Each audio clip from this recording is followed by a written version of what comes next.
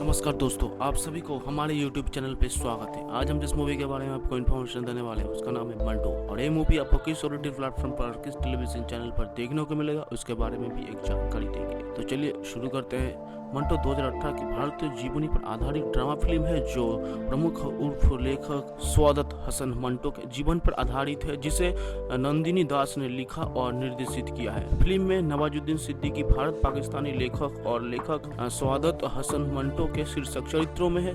ताहिर राज भसीन ने 1940 के दशक के बॉलीवुड सुपरस्टार यमन चड्ढा की भूमिका में निभाई है। स्वयं कई कहानियों के लिए मंटो के मित्र, विश्वास पात्र और प्रेरणा थे। रचिका दुग्गल ने मंटो की पत्नी साफिया की भूमिका निभाई है। मंटो 1940 के भारत की आज़ादी के बाद की अवधि पर आधारित है। मंटो ने 64वें फिल्म फेयर पुरस्कारों में 7 नामांकन अर्जित किए, जिनमें सर्वश्रेष्ठ फिल्म समीक्षक, सिद्दीकी के लिए सर्वश्रेष्ठ अभिनेता समीक्षक शामिल है। फिल्म में पोस्टर का अनावरण 2017 कांस फिल्म समारोह में किया गया है। दास ने इन डेकेड्स ऑफ फ्रीड्स नामक एक लघु फिल्म बनाया, जिसमें नवाजुद्दीन ने मुख्य भूमिका में थे और 23 मार्च 2017 को यूट्यूब पर रिलीज हुई। फिल्म का प्रीमियर 2018 कान फिल्म समारोह में हुआ है और 21 सितंबर 2018 को भारतीय सिनेमाघरों में रिलीज हुई। इसे फीचर फिल्म प्रस्तावना के रूप में बनाया गया था। फिल्म में HP स्टूडियो, फिल्म स्टॉक और बायकॉम 18 मोशन पिक्चर्स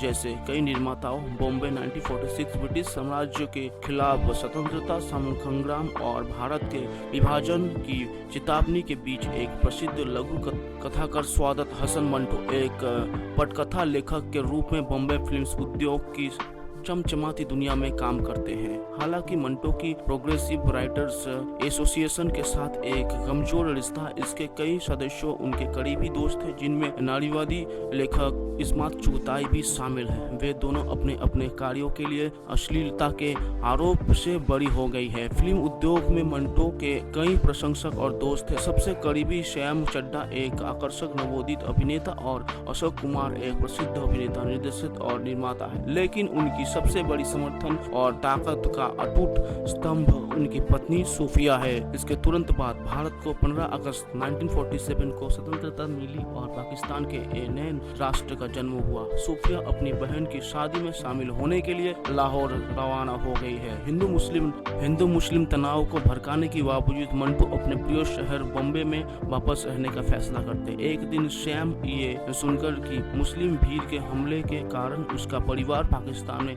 भागने के लिए मजबूर हो गया, गुस्से में मंटो से कहता है, मैं तुम्हें मार भी सकता था।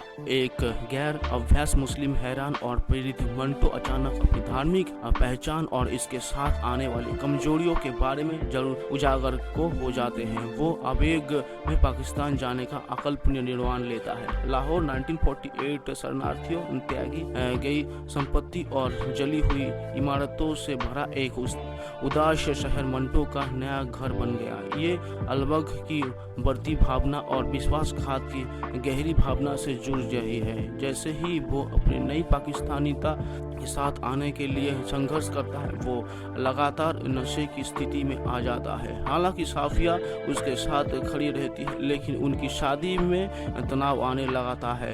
उनकी कहानी ठग सैगत में अश्लीलता का आरोप लगाने वाले कथक और लंबे समय तक चलने वाली अदालतों मुकदमों ने उनके स्वास्थ्य और वित्त पर गंभीर प्रभाव डाला। साहित्य और स्वतंत्रता भाषण की रक्षा में उनके बयान को दृढ़ विश्वास के साथ पूरा किया जाता है। उसके बावजूद वो अपने कुछ सबसे तेज और सबसे साहसी कार्यों को जारी रखता है। लिखने और पीने की उसकी मजबूरी सीधे अपने परिवार, अपनी पत्नी और 2 बेटियों को खुश और सुरक्षित रखने की इसकी इच्छा के साथ संघर्ष में है। इसका असफल स्वास्थ्य उसे प्रतिबंध बनाता है, अपने परिवार को अब और पीड़ित नहीं देख पा रहा है। वो अंत में दुख को लाहौर मानसिक अस्पताल में शराब पुनर्वास केंद्र में भर्ती करता है। उनकी 5 मार्मिक कहानियों के साथ मुख्य कथा मूल रूप से जुड़ी हुई है। आखिरी उनकी सबसे प्रसिद्ध कहानी है तौबा टेक सिंह। मंटो इस कहानी की शुरुआत करके विभाजन के 2 या 3 साल बाद भारत और पाकिस्तान की सरकारों ने अपने पागलों का आदत प्रदान करने के लिए ऐसा किया जैसे उन्होंने उन्होंने अपने अपराधियों का आदान प्रदान किया था। भारत में मुस्लिम पागलों को पाकिस्तान और हिंदू पागलों को पाकिस्तान भेजा जाता था। पाकिस्तान शरण भारत को सौंपी जानी थी।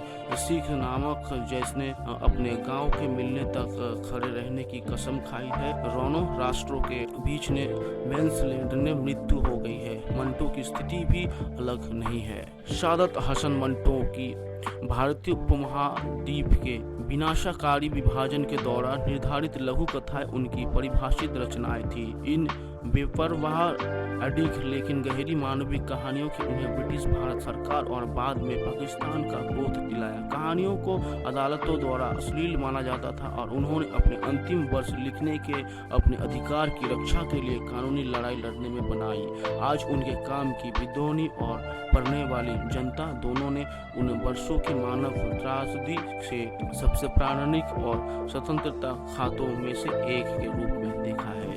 ढलाई 2015 में ये बताया गया है कि नंदिनी दास ने अपनी फिल्म मंटो में मुख्य भूमिका निभाने के लिए अभिनेता इरफान खान से संपर्क किया था। नंदिनी ने कहा कि इरफान टी की भूमिका में फिट बैठते हैं क्योंकि वो धारा प्रवाह उर्दू बोलते हैं, मंटो की तरह दिखते हैं और सबसे बढ़कर एक अद्भुत अभिनेता है। उन्होंने खुद बहुत सारे मंटो पढ़े हैं और उनसे प्रभावित है। मई 2016 में 69वें कान फिल्म समारोह के दौरान नंदिता ने घोषणा की कि नवाजुद्दीन सिद्दीकी की उनकी अगली फिल्म मंटो की केंद्रीय भूमिका के लिए अंतिम रूप दिया गया है। नंदिनी ने कहा कि नवाजुद्दीन के दिमाग के शुरू से ही रहा है, लेकिन भारत से अर्थव्यवस्था हमेशा कला के साथ हस्तक्षेप करना है और मुझ पर अधिक मुख्य धारा के स्टार को कास्ट करने का दबाव था।